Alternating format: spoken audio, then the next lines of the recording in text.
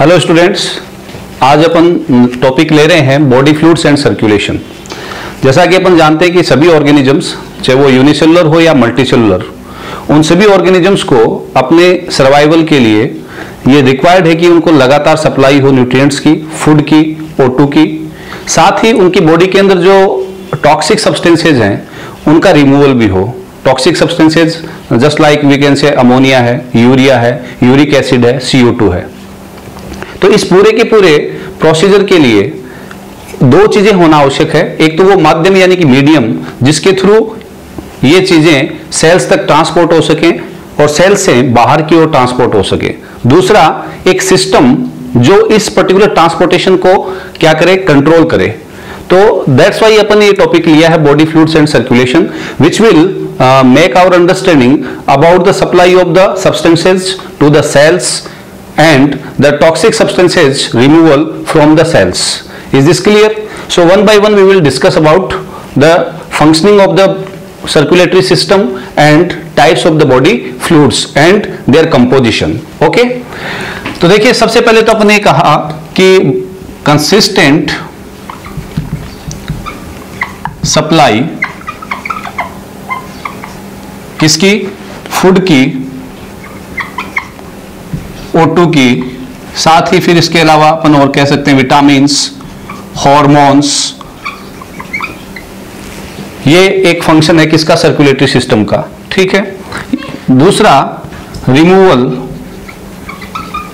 Much required, ठीक है ना, रिमूवल सेल्स और टिश्यू से किसका, CO2 plus ammonia. Other one we can take urea, uric acid. ठीक है। These both the things are related with the transportation. Okay, so this is the first functioning, that is the transportation of these particular substances. Is this clear? The next one, the circulatory system is also helping in the prevention of diseases. Prevent कह रहा, कैसे कर रहा है disease को? By the antibodies, because the body fluid having this particular thing, or antitoxins. Is this clear? The next one, the functioning जो इस body fluid और सर्कुलेटरी सिस्टम वाले टॉपिक के अंदर अपने से पूछी जा सकती है, वो क्या है? It is also providing the support and turgidity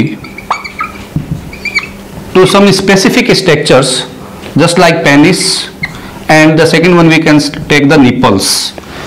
penis and nipples जो है उनको support and turgidity provide करता है। अब देखिए, ये जो ट्रांसपोर्टेशन है इस मटेरियल का, चाहे वो O2 हो, फूड हो, विटामिन हो, हार्मोन्स हो या रिमूवल वाला प्रोसेस हो, इसके अंदर अलग अलग ऑर्गेनिज्म के अंदर मैकेनिज्म होती कैसे है। तो जो लोअर ऑर्गेनिजम्स हैं उन ऑर्गेनिजम्स के अंदर ये देखने को मिलता है कि उनकी जो बॉडी है वो सराउंडिंग एनवायरनमेंट के डायरेक्ट कांटेक्ट में है, और सराउंडिंग एनवायरनमेंट के डायरेक्ट कांटेक्ट में है यानी कि मीडियम के डायरेक्ट कांटेक्ट में है। और मीडियम के डायरेक्ट कांटेक्ट में है तो डायरेक्टली उनके अंदर क्या होगा, एक्सचेंज ऑफ सब्सटेंसेज या ट्रांसपोर्टेशन ऑफ सब्सटेंस हो जाएगा। That's mean they will have need not of a specific या स्पेशलाइज्ड सर्कुलेटरी सिस्टम। उनको किसी एक स्पेसिफिक सर्कुलेटरी सिस्टम की रिक्वायरमेंट नहीं है। लेकिन जो जो अपन हायर ऑर्गेनिजम्स की ओर जाएंगे, कॉम्प्लेक्सिटी बढ़ती जाएगी, और कॉम्प्लेक्सिटी बढ़ती जाएगी ऑर्गन्स की, ऑर्गन सिस्टम की, बॉडी साइज की, then they will have the need of a specific system that is called the circulatory system.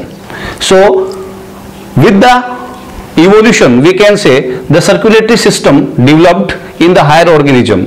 Why? Because the complexity was increasing and all the cells of the body were not in the contact of the surrounding environment directly.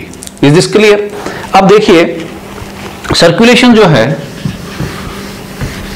Substances का वो कितने तरीके से होता है।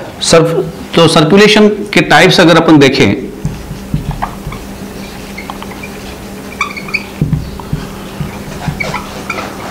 Circulation types, तो देखिए one is intracellular. What is this? This is the streaming of cytoplasm. I think you know very well, which is also called cyclosis. ठीक है ना? This cyclosis is equally distributing substances inside the cell. That's mean क्या होता है इसमें? ये cell है, ठीक है, ये वैक्यूल्स हैं. Around those, what is happening? Movement of the cytoplasm. And this movement of the cytoplasm equally distributing the substances which are required for the cell inside the cell. ठीक है. So this cyclosis, or we can say the intracellular circulation, will occur in all the living organism.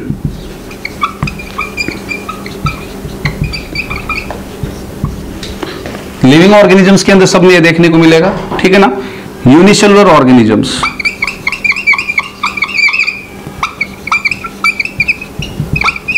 उनके अंदर ये देखने को मिलेगा, ठीक है. This cyclosis also helping in the movement, ये भी आप ध्यान में रखना, मूवमेंट में भी मदद करती है. जैसे अमीबा है, WBC है, ठीक है ना, उनके अंदर सूडोपोडिया बनते हैं. तो सूडोपोडिया के अंदर जब साइक्लोसिस होती है तो उसके कारण ऑर्गेनिजम्स के अंदर अपने को क्या देखने को मिलता है? मूवमेंट देखने को मिलता है. तो first one is the intracellular circulation. That's mean within the cell circulate हो रहा है कौन? रिक्वायर्ड मटेरियल जो है, फूड है, न्यूट्रिएंट्स हैं, उनका सर्कुलेशन हो रहा है. अब बात आती है कि जो लोअर ऑर्गेनिज्म है उनमें तो क्या हुआ? डिफ्यूजन के थ्रू आउटर इन्वायरमेंट से किसी सब्सटेंस को ले लिया गया और उसका इंट्रासेलुलर सर्कुलेशन के थ्रू क्या कर दिया गया? इक्वल डिस्ट्रीब्यूशन कर दिया गया. दूसरा, आउटर इन्वायरमेंट में सब्सटेंस को, एक्सक्रीटरी सब्सटेंस को या CO2 को क्या कर दिया गया? डिफ्यूजन के थ्रू ही क्या कर दिया गया? रिलीज कर दिया गया. मल्टीसेलुलर ऑर्गेनिजम्स में ये सब्सटेंस पहले कहां तक पहुंचेगा? जैसे अपन ने कहा कि इंट्रासेलुलर तो सभी लिविंग ऑर्गेनिज्म में तो होगा ही होगा, यानी कि इंट्रासेलुलर तो होना ही होना है. लेकिन यूनिसेलुलर ऑर्गेनिज्म में या लोअर ऑर्गेनिज्म में तो क्या है? यहां सेल तक पहुंचाने के लिए मटेरियल को किसी सिस्टम की रिक्वायरमेंट नहीं पड़ी. क्यों? क्योंकि इन लोअर ऑर्गेनिज्म में ये सेल या ऑर्गेनिज्म डायरेक्ट कांटेक्ट में है किसके? सराउंडिंग एनवायरनमेंट के या मीडियम के, जिस मीडियम से उनको सब्सटेंस मिलना है और जिस मीडियम में उनको सब्सटेंस को क्या करना है? रिलीज करना है. Is this clear? अब देखिए, दूसरा जो सर्कुलेशन का टाइप है वो है एक्स्ट्रा सेलुलर. एक्स्ट्रा सेलुलर का मतलब क्या है? Outside the cell. क्योंकि इनसाइड द सेल तो अपन ने देख लिया कि मटेरियल कैसे डिस्ट्रीब्यूट हो रहा है. आउटसाइड द सेल को अपन कहेंगे extracellular. Extracellular circulation. Is this clear? Extracellular circulation means the circulation of the substances कहां पे हो रहा है? Outside the cell. It can be classified in the different types. The first one is water circulation. ठीक है, water circulation through the water. I think you know about the poriferans. Porifera के अंदर आप देखेंगे तो this is the ostia and this is the canal, और यहां पे ये सेल्स हैं और ये मूवमेंट हो रहा है किसका? वाटर का. ठीक है, तो वाटर के अंदर जो सब्सटेंसेज हैं वो मिलकर के आ रहे हैं, वो सर्कुलेट कर रहा है. वाटर यहाँ पे मीडियम है, ठीक है, और सेल्स से को उसने क्या किया? सब्सटेंस पहुंचाया. सेल्स के अंदर इंट्रासेलुलर होगा और सेल से बाहर जो सब्सटेंसेज थे, जो टॉक्सिक सब्सटेंसेज थे, वो इसके अंदर आकर के मिले और ये वापस कहाँ पे? बाहर निकल गया, वाटर के थ्रू ही. ठीक है, तो उसको अपन क्या बोलेंगे? Water circulation. The second one we can take here is the parenchymal. दूसरा जो अपन ले सकते हैं वो है पैरेन्काइमल. ठीक है, in case of the flatworms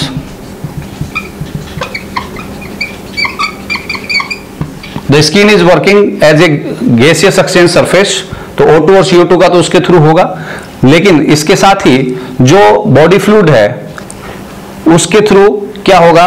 tissues को सप्लाई होगी किसकी, सब्सटेंसेज की, यानी कि जीआई ट्रैक्ट जो है या अपन ये कह सकते हैं एलिमेंट्री कैनाल है, उससे सब्सटेंसेज जो हैं वो सीधे किसको, उसमें जो फ्लूइड है वो फ्लूइड जो है सीधे वितरित होता है या डिस्ट्रीब्यूट होता है किसको, सेल्स को और टिश्यू को। Is this clear? फिर इसके बाद में अपन ले सकते हैं थर्ड वन, स्यूडोसिलोमिक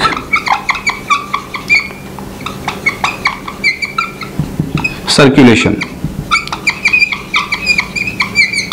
स्यूडोसिलोमिक सर्कुलेशन के अंदर क्या होगा, स्यूडोसिलोम जो है, गुहा जो है सिलोम, उस स्यूडोसिलोम के अंदर स्यूडोसिलोमिक फ्लूइड होगा और स्यूडोसिलोमिक फ्लूइड के थ्रू सब्सटेंसेस जो हैं उनका ट्रांसपोर्टेशन होगा। दिस वन इज द स्यूडोसिलोम और ये है टिश्यू, इधर भी और इस साइड भी, इधर भी। तो स्यूडोसिलोमिक फ्लूइड तो मीडियम है यहाँ पे, और स्यूडोसिलोमिक सिलोम जो है वो अपने आप में किसका काम कर रही है, सिस्टम का काम कर रही है, जिसके थ्रू बॉडी टिश्यू को क्या हो रहा है, सब्सटेंस जो है उसका क्या हो रहा है, ट्रांसपोर्टेशन हो रहा है, एक्सचेंज हो रहा है। Is this clear? In case of we can say flatworms के अंदर अपन ने देखा कौन सा, पैरेन्काइमल, तो स्यूडोसिलोमिक सर्कुलेशन अपने को देखने को मिलेगा किसके अंदर, राउंड वर्म्स में। ठीक है। इन केस ऑफ ऑर्थोपोडा, ये ध्यान रखना, in case of arthropoda, arthropoda के केस के अंदर जो पर्टिकुलर मीडियम होगा वो क्या होगा, haemolymph. This is we can say first pigmented body fluid, यहां पे पार्ट ले रहा है किसके अंदर, सर्कुलेटरी सिस्टम के अंदर। ठीक है ना, यहां तक नॉन पिगमेंटेड था। ये हीमोलिम्फ जो है वो हीमोसील के अंदर भरेगा और वहां हीमोसील जो है वो किसके कांटेक्ट में होगी, टिश्यू और सेल्स के कांटेक्ट में होगी। इस हीमोसील के अंदर हीमोलिम्फ भरा हुआ है जिसके थ्रू सब्सटेंसेज का क्या हो रहा है, एक्सचेंज हो रहा है। Is this clear? Then the next one is, जिसके ऊपर अपन जा रहे हैं, वो है blood circulatory system. Blood circulatory system जो है वो अपने को ब्लड सर्कुलेटरी सिस्टम यानी कि एक्स्ट्रासेलुलर सर्कुलेशन के अंदर जो नेक्स्ट आता है वो कौन सा आता है, और जो मोस्ट इवॉल्व्ड है वो कौन सा है, blood circulatory system. Here the blood is working as a medium and the system will be developed with the help of heart and blood vessels. So this particular circulatory system is designed by the three parts, blood, heart and blood vessels. Among those we have to be remember this blood circulatory system is mesodermal in origin. You know that in the gastrula phase there three germinal layers will form and those germinal layers are called ectoderm, mesoderm or endoderm. So this particular circulatory system और its three part blood, heart, blood vessels ये किससे develop हो रहे हैं, mesoderm से। That's why in origin this is called the mesodermal। आपको याद रखना है, ये ध्यान में रखना। लेकिन इसमें एक्सेप्शनली आपको ये ध्यान में रखना है कि इनर लाइनिंग जो है किसकी, ब्लड वेसल्स की और कैपिलरीज की। ठीक है, वो किस बाई ओरिजिन कैसी होती है, एंडोडर्मल होती है। That is endodermal. We have to be remember this one. Is this clear? Next, blood circulatory system जो है उसके बारे में नेक्स्ट जो क्वेश्चन आपको यहां पे पूछा जा सकता है कि when this particular या where this particular system first generated। तो देखिए Annelida is the particular group where the first we can say the developed type of the blood circulatory system was seen। तो Annelids जो है वहां से blood circulatory system की क्या हुई थी, origin हुई थी। और Annelida से लेकर के अगर अपन invertebrates में जाए तो कहां तक, Echinodermates तक ये, और इसके बाद कॉर्डेट्स, कॉर्डेट्स के अंदर क्या पाया जाता है, ब्लड सर्कुलेटरी सिस्टम पाया जाता है। One thing we have to remember, जो क्वेश्चन यहां पे पूछा जा सकता है, in case of annelida, nereis, और in case of the chordates, amphioxus, both having the well developed blood circulatory system, लेकिन their system will not have the heart, which is called the pumping station, ठीक है ना। तो नीरिज और amphioxus के अंदर exceptionally क्या नहीं होगा, हार्ट नहीं होगा ब्लड सर्कुलेटरी सिस्टम के अंदर। क्लियर है ये बात, आप ध्यान में रखेंगे इसको, ठीक है ना। हाँ, blood circulatory system will found या originated first in the annelids, ठीक है ना। तो एनिलिडा से लेकर के इकाइनोडर्मेट्स तक और कॉर्डेट्स के अंदर ये पाया जाता है। और एनिलिड्स के अंदर नीरिज और कॉर्डेट्स के अंदर कौन, एम्फियोक्सस जो है, उनके अंदर अपने को क्या नहीं मिलेगा, ब्लड सर्कुलेटरी सिस्टम के अंदर हार्ट नहीं मिलेगा। This blood circulatory system divided in the two parts, और we can say it is of the two types. Blood circulatory system को अपन दो पर्टिकुलर कैटेगरीज के अंदर क्लासिफाई करते हैं। पहली जो कैटेगरी है इसकी वो है ओपन, और सेकंड जो है वो है क्लोज्ड, यानी कि open blood circulatory system and the second one is closed circulatory system. Open blood circulatory system का मतलब क्या है बेटा यहाँ पे, this is the blood circulatory system in which the medium और the blood is in direct contact of the tissue, जो direct contact में है किसके, टिश्यू के। Is this clear? Here in case of the closed, the blood is filled in some specific structures, those में भी vessels, blood vessels और capillaries, और ये है tissue. Both are not in the direct contact, there will be a surface membrane through which the substance will transfer, जो substance है वो क्या होगा, ट्रांसफर होगा किसके बीच में, टिश्यू और ब्लड वेसल्स के बीच में, ठीक है ना। तो डायरेक्ट कांटेक्ट में नहीं है, तो ये चीज अपने को ध्यान में रखनी है। अब दूसरी जो चीज इंपॉर्टेंट है वो अपने को क्या ध्यान में रखनी है कि ओपन सर्कुलेटरी सिस्टम जो है वो अपने को किस में मिलेगा, तो that will found in case of the orthopods, that will found in case of the we can say insects, spiders, उनके अंदर अपने को क्या मिलेगा, मोलस्का, ठीक है ना, उनके अंदर अपने को क्या मिलेगा, ओपन ब्लड सर्कुलेटरी सिस्टम मिलेगा। जबकि in case of we can say tetrapods जो है उनके अंदर अगर अपन बात करें तो क्या मिलेगा अपने को, क्लोज सर्कुलेटरी सिस्टम। लेकिन एक्सेप्शन हर जगह पे हैं, आप यहां पे ध्यान में रखेंगे कि इन केस ऑफ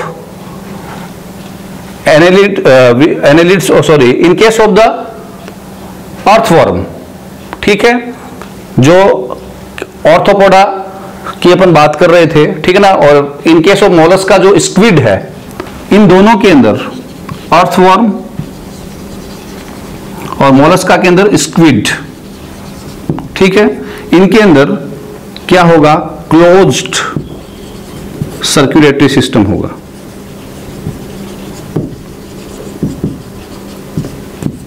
ठीक है ना, these are being the part of arthropoda and we can say mollusca, ठीक है ना। ऑर्थोपोडा और मोलस्का के अंदर कौन सा सर्कुलेटरी सिस्टम है, ओपन, ठीक है ना। लेकिन यहां पे एक्सेप्शनली इनके अंदर कैसा होगा, क्लोज्ड सर्कुलेटरी सिस्टम होगा, ठीक है ना। उससे आगे जो अपने को मिलेगा, एनेलिड से लेकर के अपन आगे की ओर जा रहे हैं, कहां पे, सॉरी, कॉर्डेट्स के अंदर अपने को जो मिलेगा वो कौन सा मिलेगा, क्लोज सर्कुलेटरी सिस्टम मिलेगा। ये एक्सेप्शन है यहाँ पे। Now we will discuss about the close circulatory system. We have discussed that in case of vertebrates the closed circulatory system is present, तो human beings are included in the vertebrates, so especially about the vertebrates और the human के beings अपन क्या करने वाले हैं, circulatory system को discuss करने वाले हैं। तो in case of human beings there are two types of the body fluids,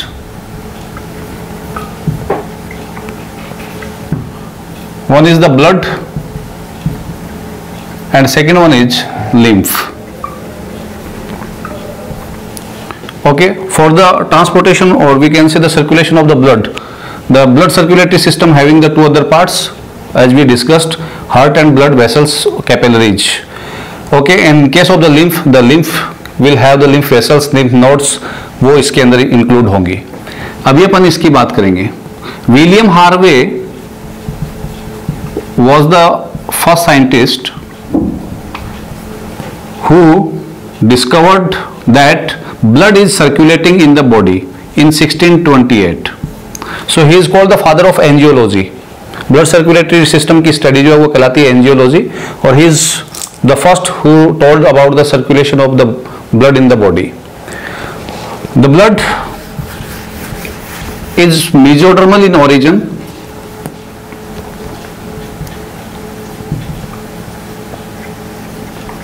origin में कैसा है, मेसोडर्मल है, ठीक है।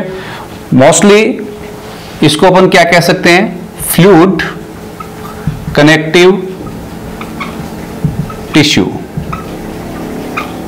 फ्लूइड कनेक्टिव टिश्यू कहते हैं। कुछ बार इसको यह भी कहा जाता है कि ये स्यूडो टिश्यू है, it's not a true tissue. Why? क्योंकि इसके अलग अलग पार्ट जो है वो अलग अलग जगह पे बन रहे हैं। Haemopoiesis is the particular process by which the blood is going to be form, ठीक है ना। ब्लड फॉर्मेशन की जो प्रोसेस है उसको अपन क्या बोलते हैं, हीमोपोइसिस।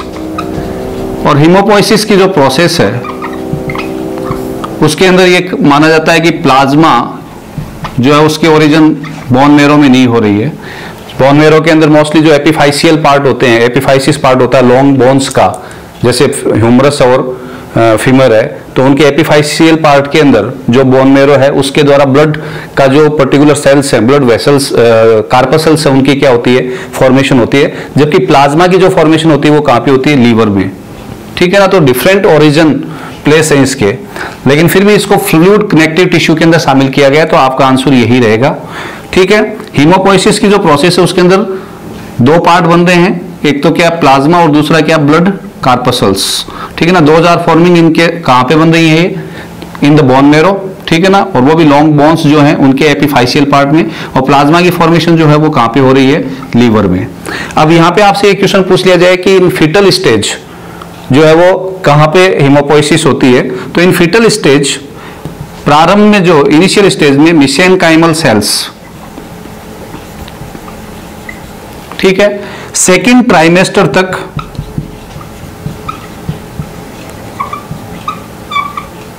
सेकेंड ट्राइमेस्टर जो है उस तक इसकी जो फॉर्मेशन होती है वो कहां पे होती है, स्प्लीन एंड लीवर, ठीक है। आफ्टर दैट सेकेंड ट्राइमेस्टर के बाद एडल्ट और टिल द एंड ये कहां बनता है, that is going to be form, या सिंथेसिस हो रहा है या हीमोपोइसिस जो हो रहा है वो कहां पे हो रहा है, bone marrow.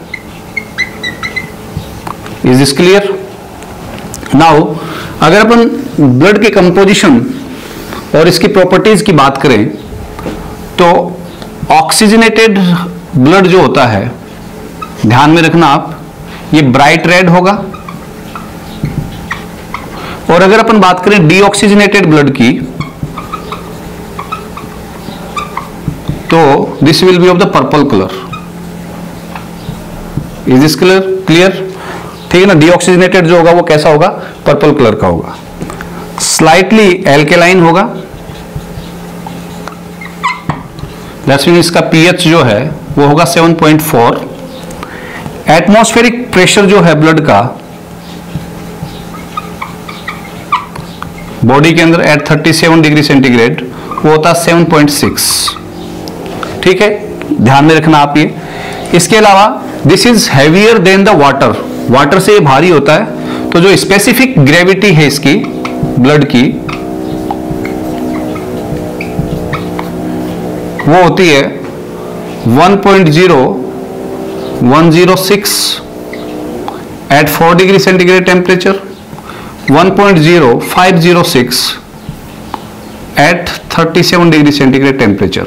You have to be remember it, sorry 10621 at 4 degree centigrade temperature and 1.0506 at the 37 degree centigrade, ठीक है। ये आपको ध्यान में रखना है, किसके बारे में, ब्लड की प्रॉपर्टीज के बारे में आपसे क्वेश्चन पूछे जा सकते हैं। अमाउंट की अगर अपन बात करें तो 4 to 6 लीटर, ठीक है ना। इन case of the human beings इसकी क्या होगी, अमाउंट होगी, ठीक है। अब अपन बात करते हैं ब्लड के कंपोजिशन की प्रॉपर्टीज के बाद। कंपोजिशन की अगर अपन बात करें तो blood is divided in the two parts. One is the fiberless part, that is called the plasma,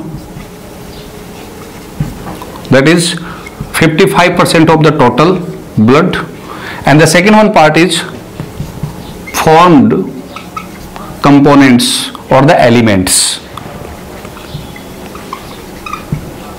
ठीक है ना, those are contributing the 45%. ठीक है ना. There is a method hematocrit by which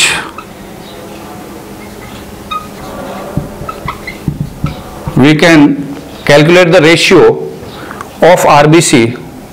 ठीक है ना, रेशियोनल वॉल्यूम जो है, वॉल्यूम ऑफ किसकी, RBC to the total blood volume. Total blood volume के अंदर आरबीसी की जो वॉल्यूम है उसको अपन क्या कर सकते हैं, हेमेटोक्रिट मेथड से काउंट कर सकते हैं. तो क्या आएगा उसमें, देखिए कि एक टेस्ट ट्यूब के अंदर अपन क्या करते हैं, ब्लड देते हैं. मान लीजिए 100 ml ब्लड लिया, ठीक है ना, और इसके अंदर अपन एक एंटी कोगुलेंट सोडियम ऑक्सलेट मिलाते हैं. ठीक है ना, एक बफर लेयर बनेगी.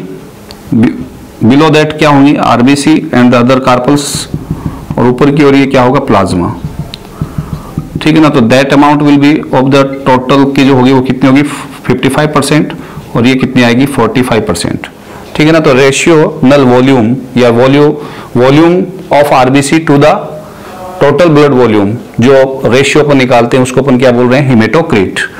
तो there are two parts, one is the fibreless and the second one is the formed elements. The first one is the fibreless, और we also calling that the plasma. Plasma जो है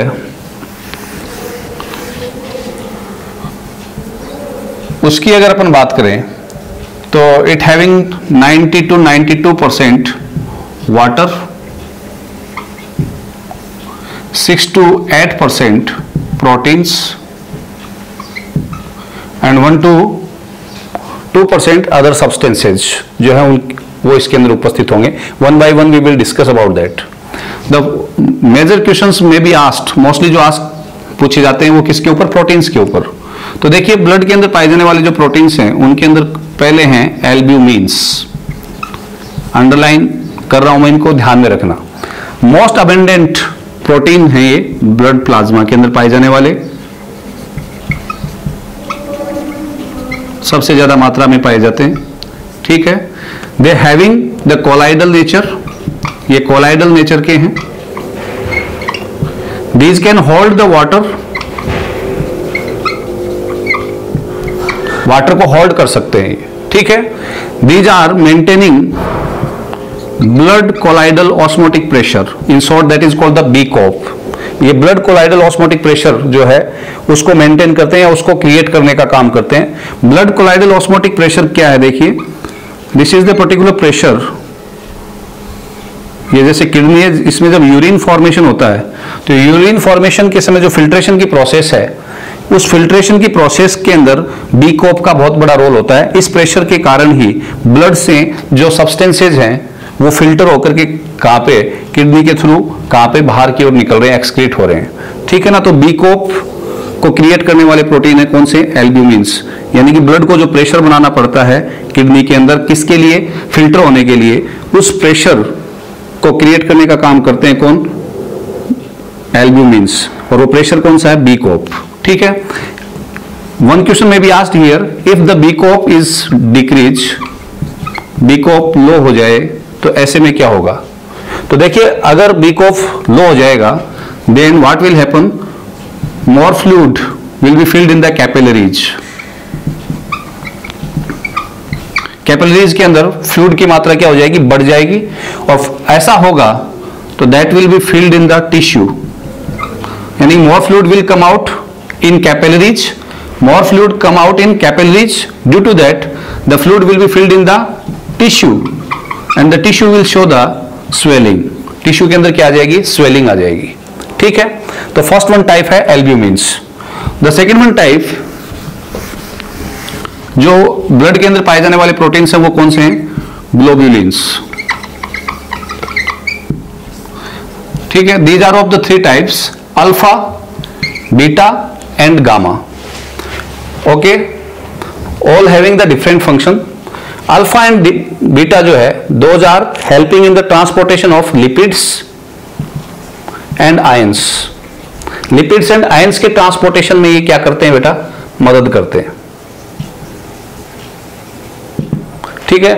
And these are connected with the defense mechanism, और defense means those are forming the antibodies. कौन से? Gamma. तो this is again important, ठीक है ना. By the point of view, NEET के पॉइंट ऑफ व्यू से देखें तो ग्लोबुलिन्स जो हैं वो 3 टाइप के हैं जिनका अलग अलग क्या है, फंक्शन है. तीसरे जो पर्टिकुलर प्रोटीन्स हैं वो है प्रोपर्डीन, ठीक है ना. These are again important.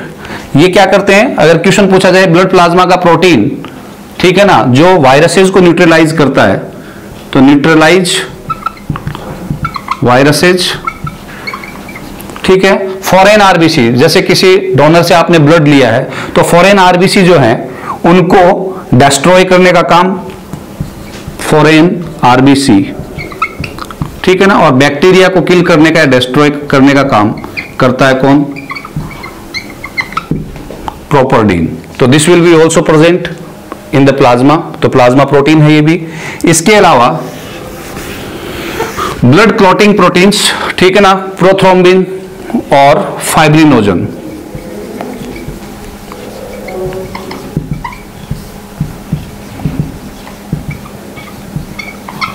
ठीक है ना, these are related with the clotting, ठीक है ना, जिससे क्या हो, एक्सेस जो लॉस है ब्लड का वो नहीं हो चोट लगने पर. तो ये भी उसके अंदर क्या होंगे, उपस्थित होंगे. कंपोजिशन में 1 to 2% के लिए अपने को इनऑर्गेनिक एंड ऑर्गेनिक सब्सटेंसेस के रूप में क्या मिलेगा, 0.9% अपने को क्या मिलेंगे, आयंस, ठीक है ना, जिसके अंदर Na+Cl- जो पंपिंग का काम, सोडियम पंप वगैरह के अंदर योगदान देते हैं, carbonate ion, phosphate ion, calcium, magnesium, potassium. These are the important ions which will be present in case of, कहां पे प्रेजेंट होंगे, ब्लड के अंदर उपस्थित होंगे, ठीक है. ऑर्गेनिक मैटर्स के अंदर अपने को क्या मिलेगा, glucose, you know very well that is called the blood sugar, ठीक है. अमाउंट विल बी, इसकी जो अमाउंट होगी वो होगी बेटा 70 to 80 मिलीग्राम पर 100 ml, ठीक है. अगर इसकी मात्रा इससे ज्यादा होती जाती है, फॉर एग्जांपल अगर ये क्रॉस कर जाती है 180 मिलीग्राम पर 100 ml, then that particular disorder will be called the hyperglycaemia और डायबिटीज मेलिटस. हाइपर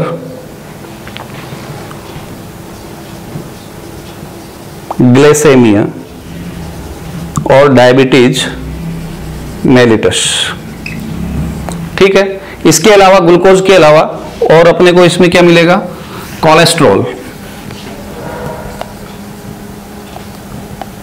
कोलेस्ट्रॉल, ठीक है ना, इसकी जो रेंज होगी वो 140 to 200 पर 100 ml, ठीक है. मोर देन इसकी अमाउंट भी अगर जाने शुरू हो जाएगी तो chronic we can say disease, जो कार्डियक डिजीज है, ठीक है ना, वो अपने को उनको फेस करना पड़ सकता है. इसके अलावा यूरिया 35 मिलीग्राम तक पर 100 ml. अगर इसकी मात्रा इससे ज्यादा जाती है, 35 मिलीग्राम से भी अगर ज्यादा चली जाती है, 17 to 35 वेरी करती है, ठीक है ना, नॉर्मल वैल्यू होती है. इससे अगर ज्यादा जाती है देन एक्सेस होने पर यूरेमिया से पीड़ित अपन हो सकते हैं. The next one thing is the uric acid, ठीक है ना, 4 to 5 मिलीग्राम यूरिक एसिड होगा, ठीक है ना. इसके अलावा कुछ हार्मोन्स, न्यूट्रिएंट्स और गैसेज जो है ना वो उनकी उपस्थिति होगी किसके अंदर, ब्लड प्लाज्मा के अंदर, ठीक है. One thing we have to be remember. अब देखिए, एक तो क्लॉटिंग फैक्टर बताया था, अब इसके अलावा जो आपसे पूछा जा सकता है कि ब्लड प्लाज्मा में पाए जाने वाला एंटीकोगुलेंट, तो वो है हिपेरिन. तो वो हिपेरिन इसके अंदर क्या होगा, उपस्थित होगा. Is this clear? So this is the composition of the blood. और ब्लड के अंदर भी पहला पार्ट कौन सा, ब्लड प्लाज्मा. और ब्लड प्लाज्मा के अंदर अपन ने बात की कि 90% के करीब या 90 से 92% के करीब तो उसमें क्या है, वाटर है. इसके अलावा क्या है, प्रोटीन्स हैं, आयंस हैं, अपन ये भी कह सकते हैं कि ग्लूकोज, यूरिया, यूरिक एसिड, ठीक है ना, ये सब्सटेंसेज उसके अंदर उपस्थित हैं। प्रोटीन्स के अंदर अपन विशेष ध्यान रखें, मोस्ट अबंडेंट कौन से हैं? एल्ब्यूमिन्स हैं, फिर ग्लोबुलिन्स हैं, प्रोपोर्डिन है, फाइब्रिनोजन है, ठीक है ना, दूसरा जो प्रोथ्रोम्बिन है, ठीक है, ये उसमें उपस्थित है। एंटीकोगुलेंट के रूप में ब्लड की प्लाज्मा में कौन सा प्रोटीन पाया जा रहा है? हिपेरिन उपस्थित है। Is this clear? यूरेमिया का जो स्थिति है वो क्या है कि अगर ब्लड के अंदर शुगर, जो यूरिया की मात्रा वो 35 मिलीग्राम से ज्यादा जाए तो वो हाइपरग्लाइसेमिया या डायबिटीज मेलिटस का मतलब क्या है कि नॉर्मल वैल्यू जो ग्लूकोज की है ब्लड के अंदर पर 100 ml वो 70 to 80 मिलीग्राम पर 100 ml है, और अगर वो चली जाती है बेटा क्या 180 मिलीग्राम से ऊपर, तो that condition will be called the hyperglycaemia. The second part is the formed elements in which we will discuss about the RBC, WBCs and blood platelets. Okay, thank you.